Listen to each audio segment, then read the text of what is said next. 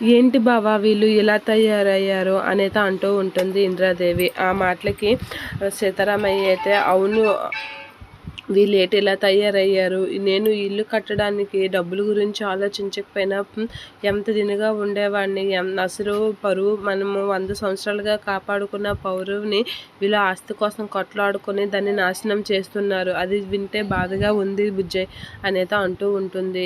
ఏం చేస్తాం బాబా, వీళ్ళ మీద అపార నమ్మకం పెట్టుకోబట్టే వీళ్ళు ఇలా తయారయ్యారు అని అంటూ ఉంటుంది.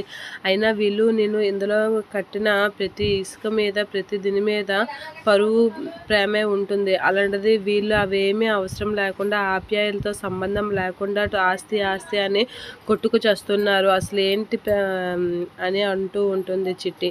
అని అనేసరికి బామ్మ అయితే ఊరుకో బాబా, వాళ్ళ గురించి మనం ఏం చేస్తాం, వాళ్ళు మీద మనం పెట్టుకున్న నమ్మకం వల్లే మనం వాళ్ళు ఏం చేసినా తట్టుకోలేకపోతున్నాం. ఇప్పుడు పిల్లలు ఇంతే, ఆస్తి తప్ప ఆప్యాయత వాళ్ళకి అవసరం లేదు అని చెప్పి అంటూ ఉంటుంది.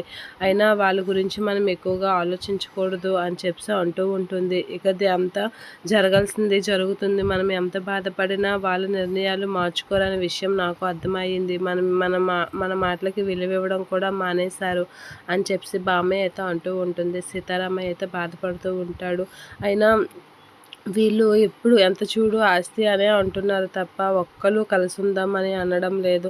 వీళ్ళకి ఆస్తి మీద ఉన్న వ్యామోహం ఆప్యాయతల మీద లేకుండా పోయింది. అదే నా బాధ అంతా అని చెప్పి తర్వాత వాళ్ళకి ఆప్యాయతలు కావాలన్నా దొరకవు అనే విషయం తెలియదు చిట్టి అని చెప్పి ఏడుస్తూ ఉంటాడు తాతయ్య.